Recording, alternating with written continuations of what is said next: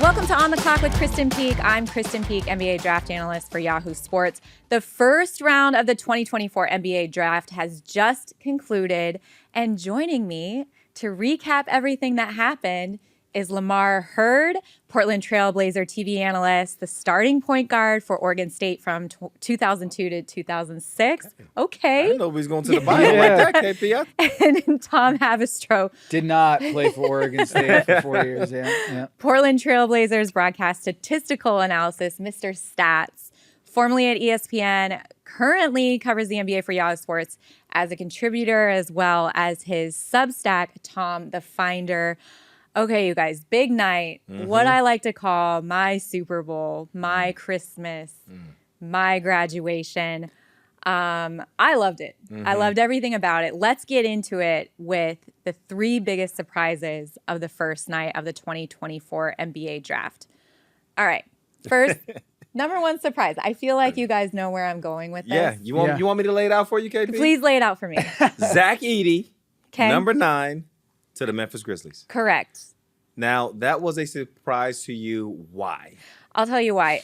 The entire season, I can remember, you guys, I'm going to tell you a story. I remember being at the Maui Invitational, which took place in Honolulu this year, and I was getting on the shuttle, and there was a couple, and they were Purdue fans, and they're like, oh, what do you do? And I said, oh, I cover the NBA draft. I'm here scouting players. And they're like, oh, well, you must be here scouting Zach Edey. He's going to be a star in the NBA. And I told this couple. KP, don't tell me you went off on a couple. No, I told this couple, I was like, no chance. And they're like, oh, what? And I said, his game does not translate to the NBA. You crushed them just With like the They're on way- vacation. They just as trying to I enjoy know. some Purdue It's basketball. Honolulu. You I couldn't let them think- live just for that one little trip that they were on. When I tell you, when I think about that conversation, I know the husband is probably like, oh, I told her that he was going to be a good NBA player. And whether I'm wrong or whether I'm right in the terms of why his game doesn't translate, I don't think it does. And here's why. When we look at the NBA and we look at the center position, and I know there's always a different case for every scenario. There's always that outlier, right? But we look at the center position, we look at what's working right now in the NBA with the 7-foot-plus players. I'm talking about Victor Wembanyama. I'm even talking about Chet Holmgren, Paolo Banchero, who's not 7 feet, but he's close Dynamic enough. big, Yeah. Yep. And now Alex Sarr, who went number 2 to the Washington Wizards. When you look at the way the game is played, floor spacers can bring the ball up, can shoot the three, can move like a guard. I mean, that's the future of the NBA. And at nine, So- pick number 9. The Grizzlies go. You have one of the fastest point guards in the NBA in John Morant. You want to play fast pace. I love Jaren Jackson in the tandem with him. I cannot for the life of me understand why they drafted Zach Edey. Please convince me. Go. Lamar, I'll just say this. Okay. Steven Adams isn't there anymore. They need a big. Yeah, they got to rid of him block- for a reason. But they were good with him. They were really good with him. Okay, how many As a years ago screen setter? were they good? Did they win a championship? Well, You're okay. trying to win a championship. And They- what's on the board, there's going to be dudes in this draft. What was left on the board at 9 and taking Zach Edey? I had a really big problem with that. What would have been a more sure pick for Memphis? I would have taken Khalil Ware. We talked about him and how that's like a great fit for Miami. I would have taken Khalil Ware. His improvement that he made, more of a pick and pop, has way better footwork defensively. Wow. And I think he would have been great alongside Jaren Jackson. Having 2 mobile bigs on the floor at the same time where you don't have to limit his minutes because he's not 7'4" and 300 pounds and you're worried about his durability. To me, Zach Edey going 9 might be, and someone corrected me. I said it was one of the worst picks in the NBA draft. And someone said, he's not even the worst pick in Memphis Grizzlies history. Oh. Because remember, they took Hassan Thabeet Yeah. at number 2. At number 2, yeah. yes. So I stand corrected. Very well point made, Twitter. I stand corrected, but I'm not on the Zach Edey train at all. So I would say I can't necessarily, I guess, disagree with your points because I don't know. I don't know that he will work out, but I also don't know that he won't work out. Correct. And I feel like you're coming at it from an angle of like, he's half not glass the guy. empty. Correct. Okay. Yeah. And I feel like the Grizzlies are looking at it like big body, screen setter. Their best player is their point guard. He's automatically getting their point guard open whenever they need him to get open. Roll, good hands. He can't roll. He can't roll. See, Lamar. now that part, that's what I don't understand. What big guy can't We roll? watched the film. Me and Tom went like on he's Synergy. unable to? It's just slow. It's really slow. Sure, he is very coachable. Fine, he can roll. But if you are watching his film and you are drafting him as a high pick and roll center, he is not that. He is the back to the basket Shaq, Hakeem, great. But I don't think we're trending backwards. We're moving forwards with more hybrid. In the NBA, you need to be able to throw multiple dynamics if you want to go far in the NBA playoffs. Yes. You have to have not just fastball, fastball. You need to throw some off-speed pitches. Yeah. The guy did play baseball, and he only picked up a basketball 6 years ago. So he is very, by definition, a late bloomer here in the sport, where he's got not just 6 years of basketball where he's a two-time collegiate player of the year.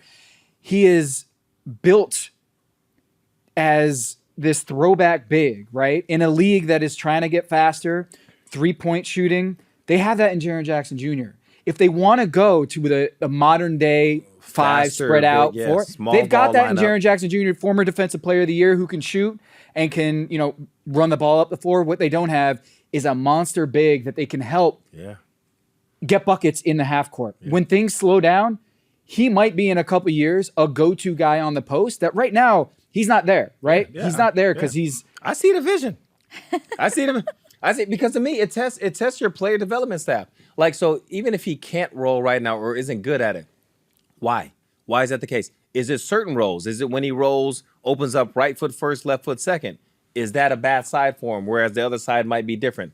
These are all things I don't know because I don't watch him the way that the Grizzlies watch him, where they feel like we see something that we can do with this dude that we can't teach the height. We can't replicate the height, the size. He's willing to work hard. Like there's certain things that if you believe in yourself as a coaching staff, a developmental staff, he's got the things that you want, that you say, just give me that stuff and then we'll fix the rest, whatever that is. Yeah. And I feel like they're just kind of looking at it that way. And then also the game does come around a little bit. It's like fashion. You know what? Skinny jeans, they're out one time. Now they're back in, then they're out. All the suits used to be the baggiest things ever. And now it's got to be tailored. I feel like the game, like it's kind of how Tom is saying, it is a situation where, yes, we just watched the Celtics win, being able to play small. The Celtics, to me, they are never a great example because they are so unique. Like their roster. You can't out Celtics the Celtics. Yeah, nobody else has that. Yeah. So they're winning right now. And as long as they keep what they have going on, they will be expected to win again. But there are certain matchups where the Minnesota Timberwolves were able to compete with the Nuggets because they had the size to do it. Yes. And so for certain matchups, Edey, maybe not next season, maybe not the second season, but the third, or the fourth, or the fifth. See, but I don't know that though. Nobody knows. But there's certain beliefs. So you could say that about any player though in this draft when they're drafted. Okay. But you don't have a belief in Edey though. All right, let's agree to disagree. Okay. I am half glass full on Edey. And we'll watch. You two are half glass, I'm half glass empty. You two are half glass full. Yeah. We'll see what happens. Yes. Sounds okay. Good. The other prospect, Ron Holland, to Detroit at number 5. Now this was a pick that was widely thought to be favored to his teammate, Modest Buzelis. I think everyone thought, Modest Buzelis as a lock at number 5. And they took a right turn real quick and they took his teammate, Ron Holland. Still very young. You mentioned 18 years old. I mean, that's all upside. Was a 5-star prospect coming out of high school, originally committed to Texas, decided to go the G League Ignite route, was their top scorer there, but very turnover prone, doesn't move well off the ball. But he is a bucket. You like him, Tom? Yeah, I like him. It's a surprise though. I mean, you're getting Jaden Ivey and this dude in the open court with Cade Cunningham. Whoever comes in to coach that team, they better be going up and down and trying to run teams out of the gym. Yeah. That's not the way that Monty Williams wanted to play last season.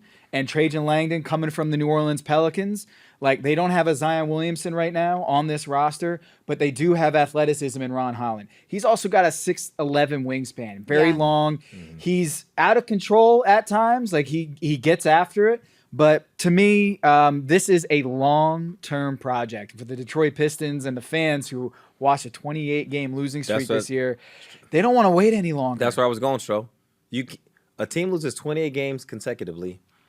There's a culture shift that just needs to happen. Yeah. And so they've started that process with the coaching staff, front office, and other changes that they're making. But they might just feel like we need somebody that got a chip on his shoulder. And when he Ron hates Holland, losing, by the way. He hates I believe losing. And he did a lot of losing at the Ignite. He and was you know very what else? humbled in that. What else he hated was people saying that this draft was a weak draft. Yes. He was vocal about that. So he's going into Detroit with a chip on his shoulder to an organization that needs that, like people that actually hate losing, that after the loss, you're not on IG posting a picture of you walking in the arena. It's like, no, it's not fun in games. Like nothing is okay until we start winning games. And I feel like just an attitude shift is what they're going for. AJ Johnson to the Bucks. We were watching it live, and You were like a proud mama. He was. You were like a proud I mama. was so excited. I have known this player, AJ Johnson, 6'5" combo guard, only I don't know, $165, 67, soaking wet. Was also originally committed to Texas. Imagine if Ron Holland and AJ Johnson played college basketball instead of going. That would have been a thing. That would have been amazing. But he elected at the last minute to go play in the NBL for the Illawarra Hawks. I actually went to Australia to see him play. They were using him as just a running baseline to baseline on the wing. They weren't utilizing him as a primary ball handler or even a combo guard. He was more like a 3. Didn't get a lot of looks, didn't get a lot of playing time. Fun fact, Jason Tatum's dad took over as head coach halfway through the season.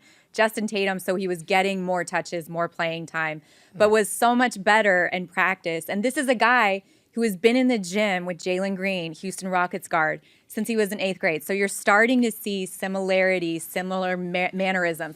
And I think when he played so well at the Combine in the 5-on-5 scrimmages, that's when the Milwaukee Bucks zeroed in and they're like, okay, we are going to take a swing on this guy. Yeah. But it was shocking. When they showed him on TV, I was like, oh, he's 12 years old. Yeah. Like I could not believe that that's the guy that the Milwaukee Bucks selected as a first round pick. Like he looks so young. Yes. And he is so young. Yes. Right. But he extremely raw. And you know what? The Milwaukee Bucks, they have a former MVP. What's his name? Giannis. Giannis. Yeah, remember Giannis? Giannis. I think I've heard Same him. type of thing where it's just like this guy is raw. He's a Give him project. time. Just wait. Give So him time. Milwaukee Bucks obviously are, they got a heat check there with this kid.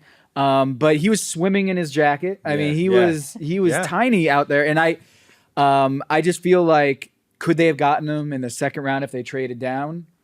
Try basically, look, if we like this kid, is anyone going to be taken? They probably heard. They must have heard. Yeah, they from must have somebody heard. Yep. wanted him at the back end of that first round. Because that to me, man, I was seeing some mocks and some boards that had him at 50s, 60s, not even getting drafted. But you know who loved that kid? Right here. I did. Yes. Listen, Lamar. 8 out of 10 of my mocks, I had him in the first round. Yes. Can we just do a round of applause for KP tonight? KP, you called Called out the TJ Charlotte Simone. Hornets Yep. with the sixth pick. Yes. Yep. Right? And you called this where you're like, this guy's going a lot higher than people expect. Yes. And when he got drafted, he wasn't even in the green room. He was up in the stands with his He family. didn't get a green room. So I just think, what a story that is. Yeah. I want to meet his agent. Bill Duffy. Bill Duffy is a legend in the sport, and I feel like he did an amazing job with this one because what did he average at 2.8. Yeah. 2.8. To me, that tells a story. Because to average 2.8 points, not be a Zach Edey where you have this size, this, once in a lifetime type thing. It's not you're a project, you're a 6'10" pogo stick.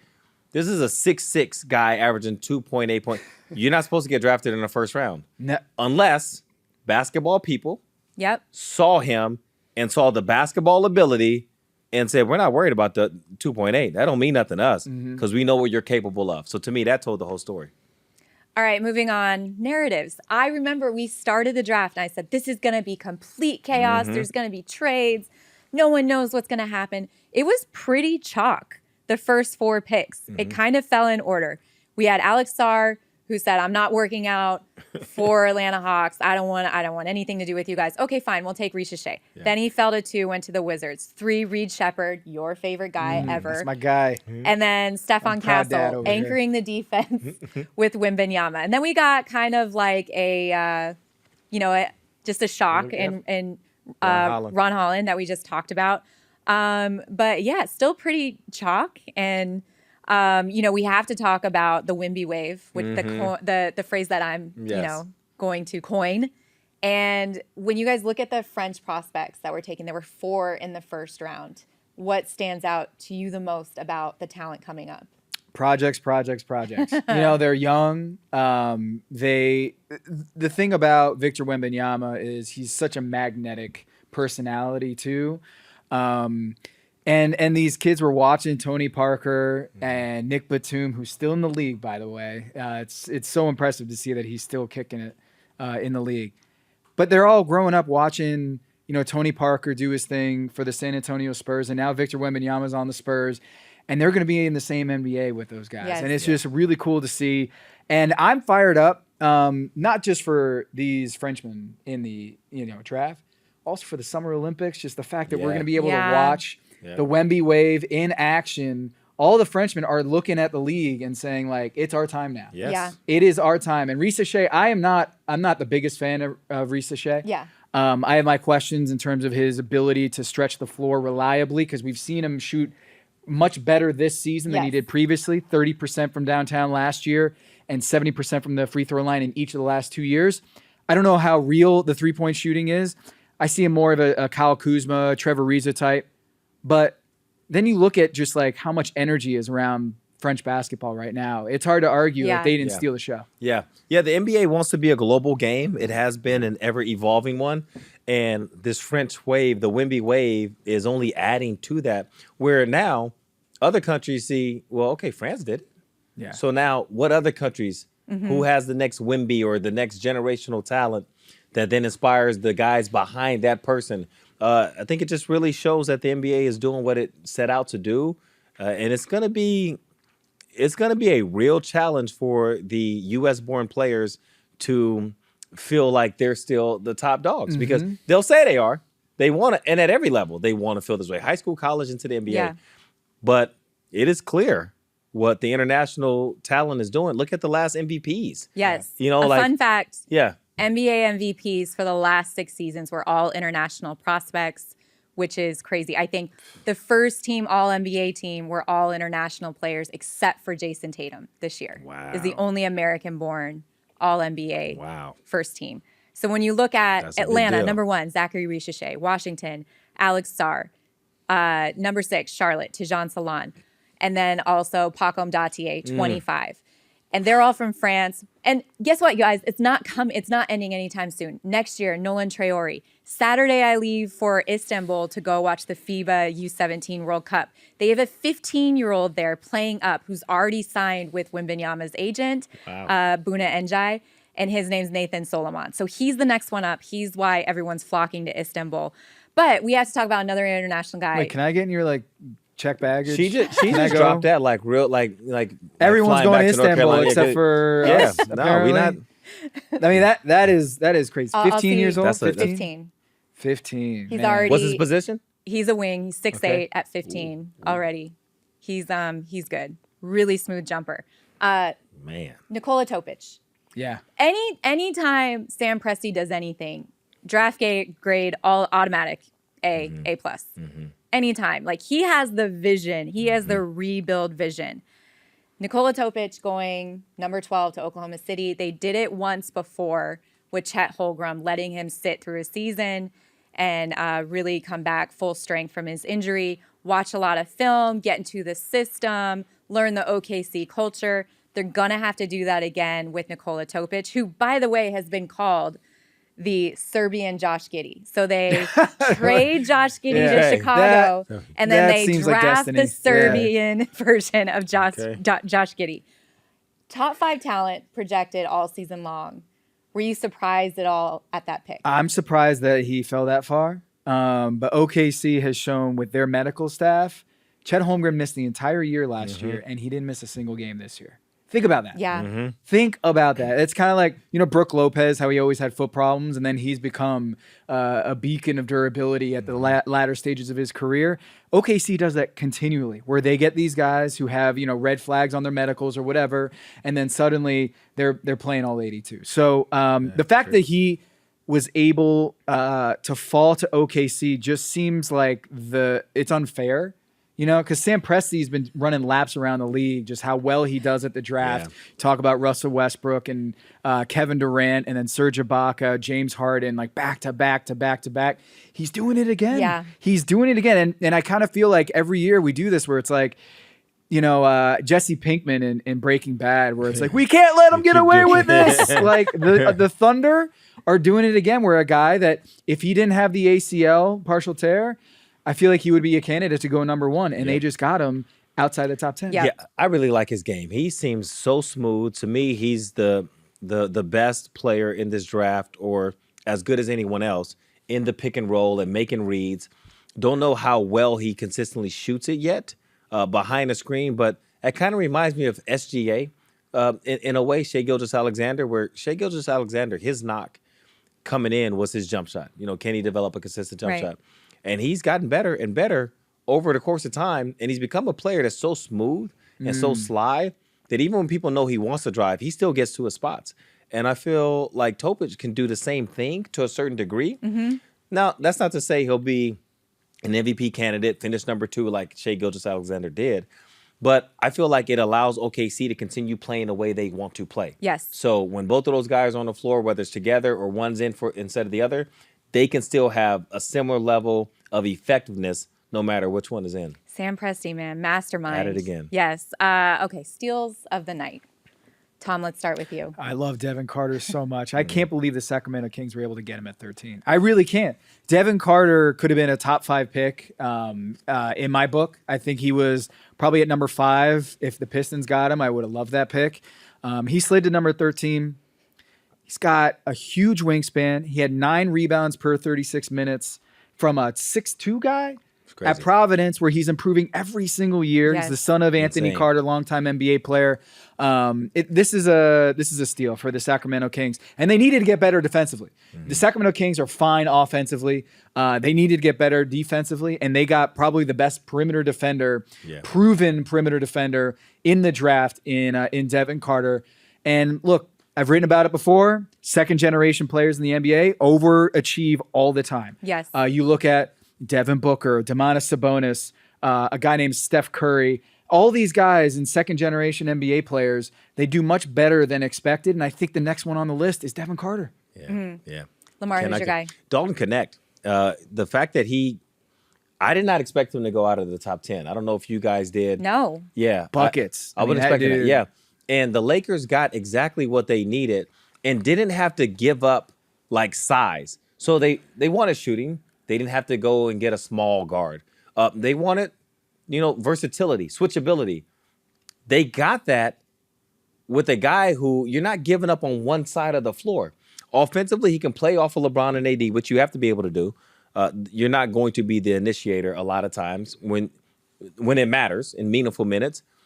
But also, though, you can give him the ball and say, go get us something. Yes. So the fact that he can do both of those things at his size, he will get after it defensively. It's just like the perfect pick. I don't know. Was there a better LA pick? The only one I could think of is maybe Tristan da Silva.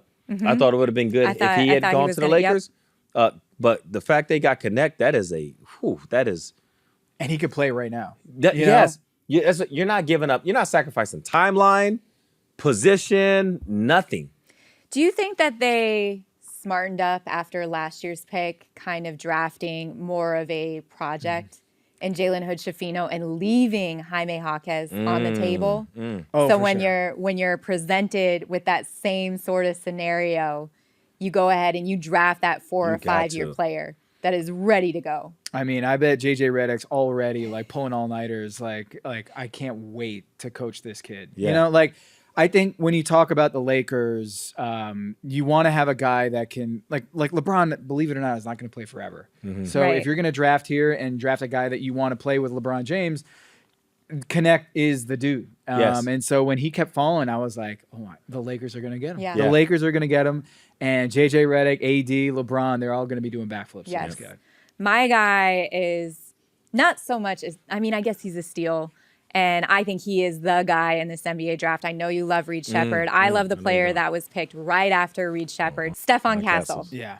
Stephon Castle, 6'5", guard from UConn. What I love most about him is he struggled from three the entire season. He had to come back from a knee injury, was really trying to find his chemistry in the backcourt, was patient with Dan Hurley in his minutes and just trying to figure it out.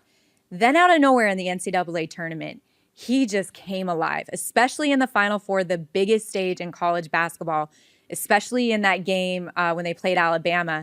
And Nate Oates, he was so disrespectful to Stephon Castle. He basically said, all right, we are going to sag off you. And UConn, if you are going to beat us, it's going to be you, freshman Steph Castle. And what did he do? He didn't shy away from the big moment. He hit 21 points. He had 21 points, one of the best game of his season. Follow that up with 15 points against Purdue to help them become back-to-back champions. And I think when scouts saw that and what he brings to the table defensively, Brian Wright has to be thinking, like, this guy is going to be the anchor in the defense alongside Wembanyama. And he also has that upside as a playmaker. I think he's going to be one of those two-way guys that's going to be a long-standing starter in the NBA. And when we look back, you always say there's always all-stars, there's always guys in this draft. There's going to be three. You think one of them is going to be Reed Sheppard. I think one of them is going to be Steph Castle. All right. We're going to take a break and come back with a look ahead to the second round and the loaded 2025 NBA draft class. Welcome back to On the Clock with Krysten Peek. I'm Krysten Peek, joined by Lamar and Tom, my two co-hosts for draft night. We have been in the trenches all night, you guys, and we still have another round tomorrow to go. Round 2, look ahead. There's a player on the board that I don't know if we or anybody in the media has talked enough about. Bronny James, the oldest son of LeBron James. Why do you think? Here's my question. And you and I, Lamar, have had this discussion, and I think we need to have it again. Okay. Lakers are at 55. I have said probably since January or February, he is going to be a pick at the Lakers. And then you see everything that Rich Paul is saying. We're only taking guaranteed money. You have LeBron, who's the most influential, calculated player in the NBA, who says, I'm going to play my last season with my son.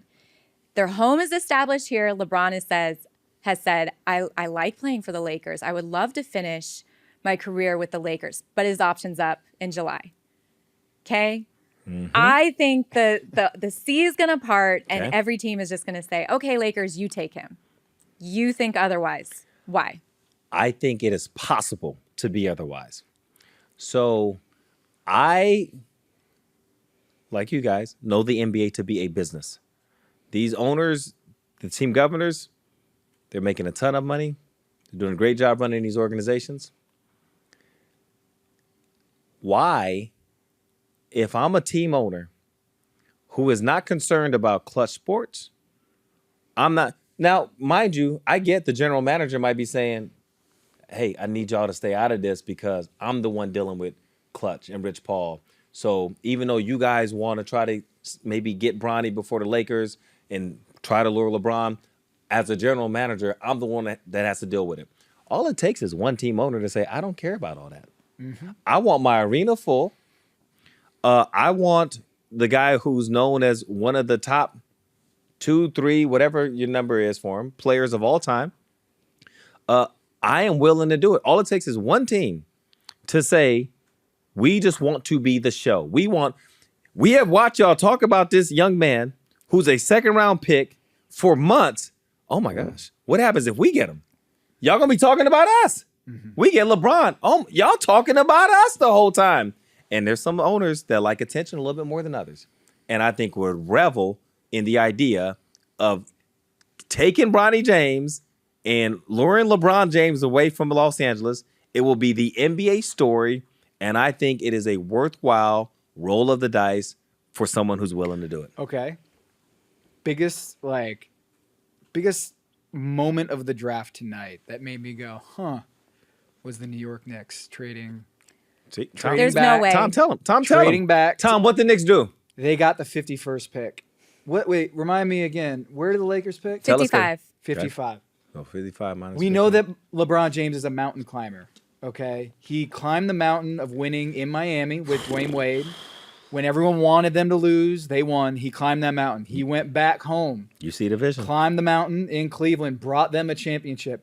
He can't follow in the shadows of Kareem and Magic and Kobe in LA and win a championship. He did that too. What mountain is left to climb other than the Empire State of Mind? Right. No, and there's it's on the no wall. mountain left. He's 40 years Right. old. He sees his retirement it's right there. It's right there in front of him. He's comfortable in LA. His son is only 19 years old. His youngest son, Bryce, is a senior in high school at Sierra Canyon. I don't think you realize how close this family is. I've spent a lot of time around the James family. They are a very close-knit family. There's zero chance. Zero. Zero chance he leaves the team? There's zero chance that he's going to go to New York. They are not going to pack up their family. So then you really think LeBron is willing to have his son on an NBA team and Knicks. never play with him? No, I'm saying that I think Rich Paul and Clutch Sports is a massive agency, and they have that pull. Because if you are going to play chicken with Rich Paul, he's going to say, don't do that. You don't know what future players he's going to have. You don't know Correct. what sort of conversations he's going to have. Why is that worth it? For LeBron James and a 6'2" guard that you're going to have to keep once LeBron retires? Do you think these team owners always make good decisions? No, I don't. But this to me is a done deal. Lakers to 55. Okay. And I guess we won't have to wait long. I Yeah, mean, we're going to find out. Yeah, we're going to find out. I just think there is some team owner that is having extensive discussions I agree. about this exact Yes. scenario, knowing what's at stake, knowing the fact that they're going to have it out with Clutch for the rest of the time, and they are having the discussions and weighing the pros The and cons. only thing that I could see happening is the Phoenix pick. And they find a way to get in and take them. That's the only situation because it's a short flight from LA to Phoenix. You're still on the West Coast.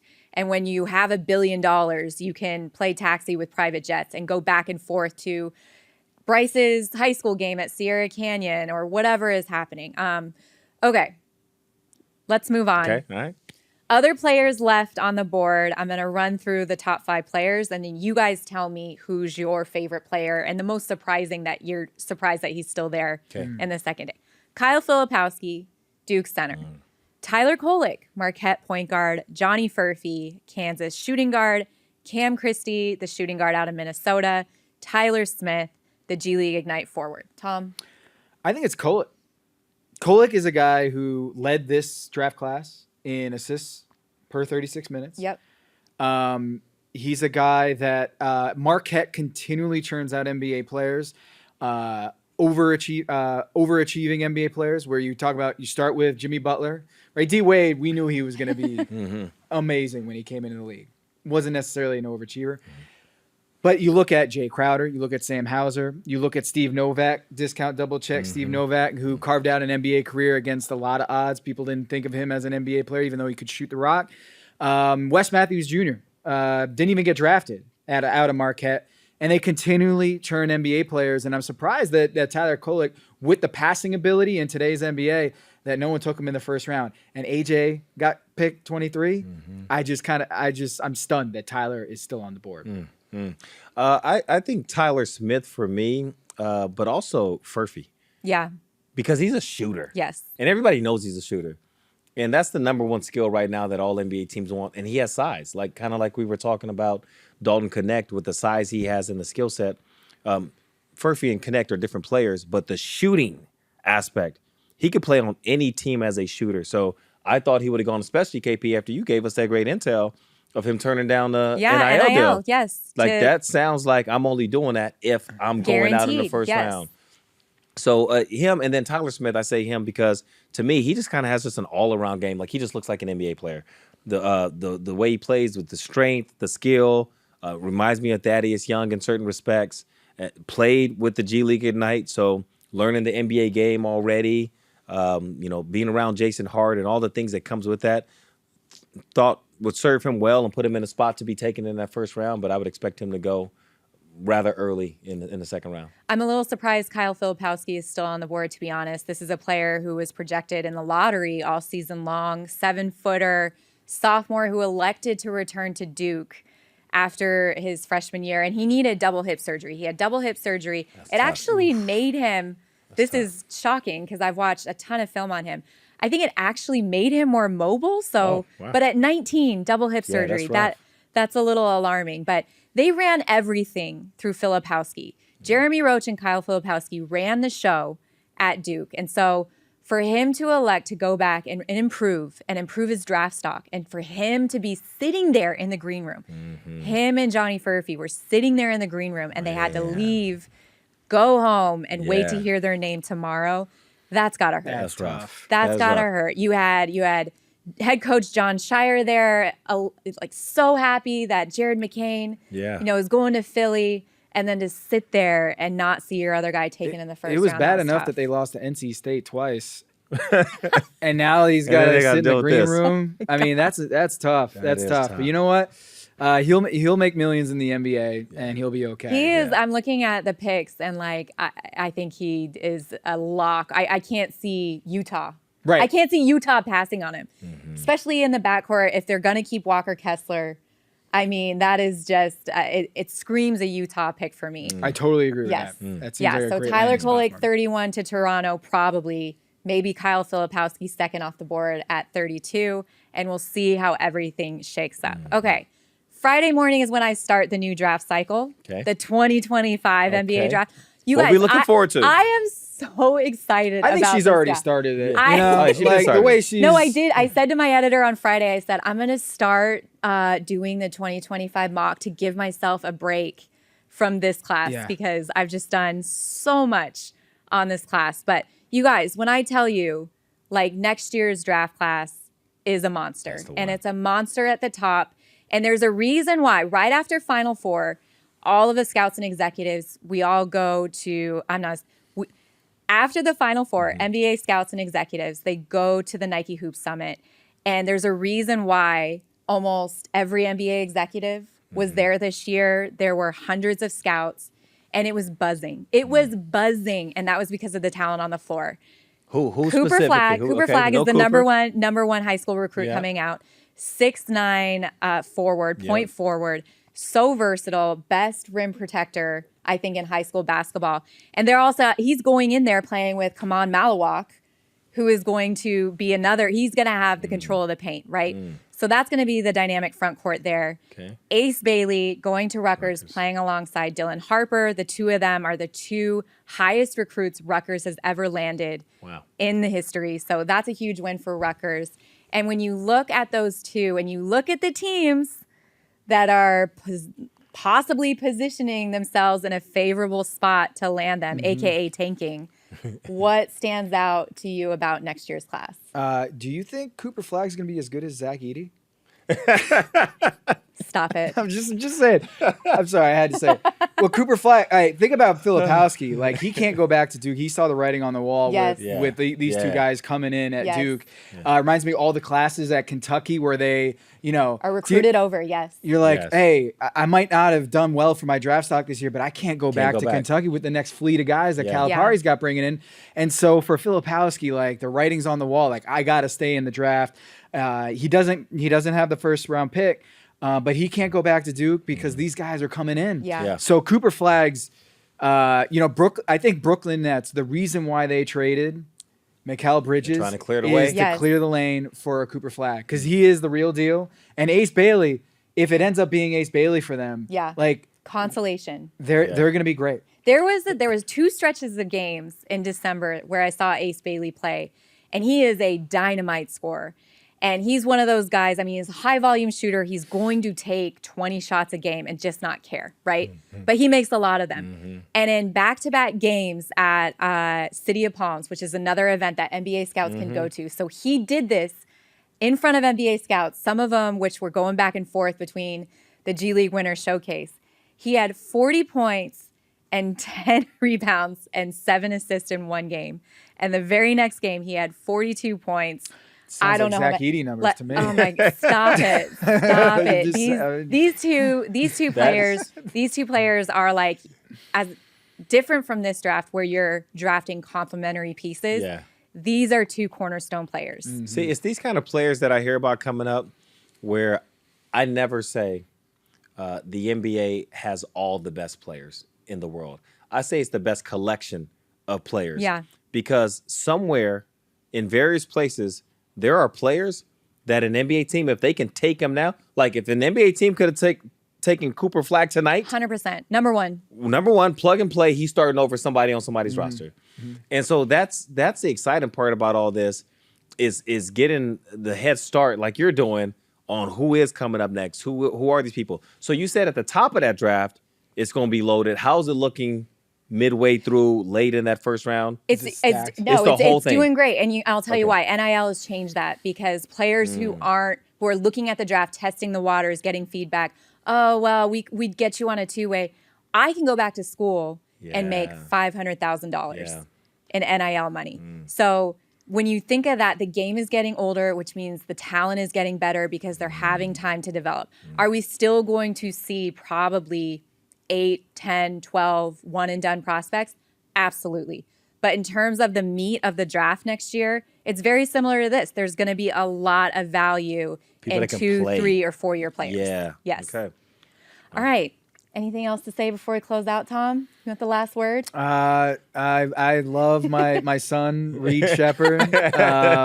I'm surprised. I'll just say this. I'm surprised Houston didn't trade that pick because I feel like they want to win right now, and he's young. But I love him as a shooter. He's going to have a great mentor in Fred VanVleet, a guy who was doubted, not drafted, a guy who proved himself everything he got in this league, he earned. And I think it's fascinating to me is the guy, the Reed Sheppard, shot over 50% from three-point land, and he goes to a team that wants to win right now, and Ime Udoka running that squad. Could end up being the steal of the draft there if you get a guy who's going to be an all-star, great shooter. But to me, I'm surprised Brooklyn didn't jump back into this draft. So we'll see. But it's the Cooper Flag sweepstakes starting now. Yeah, that's what we have to look forward to. Yeah. I like the uncertainty of the first rounds, just not knowing what's going to happen. It to me, it's reflective of the NBA where it's at right now, where, you feel like the Celtics are the best team, but you wouldn't be shocked if they didn't win the title next year. Yeah. Just like this past year, I think the Nuggets were the team expected to come out the West. They didn't. It was a surprise, but it wasn't shocking. There's a lot of parity. There's a lot of things that are kind of spread out. It's hard to predict things, harder than it usually has been in the past. And that's just kind of how this draft has been. So I'd expect round 2 to be the same thing. And in closing for me, I just want to say, it's been an honor watching you work, KP. We're at dinner last night. Some news pops off. She's out. She's going back to go record something. Tonight, we're doing the first round. And in between, she's got to make a Zach Edey clip, the Zach Edey diss track. But just, she's keeping his eye on him at the same time. Yeah. Like, really, the way you're plugged into everything, it's my first time being able to work with you. Thank you. It's really cool. So I appreciate what you do. Thank you. I mean, everyone that follows me knows that I have no life outside of basketball and my dog, Gary. Gary, I was going to say, don't leave out Gary. Shout out to Gary. We've learned a lot about Gary. Yes. Yeah. Thank you, guys. This was so much fun. That is it for us today. Thanks to Lamar and Tom for hanging with me during our live coverage of the first round and this podcast. Thanks to John and Brett and Evan and everyone else behind the scenes making everything look and sound great. Until next year, we're out.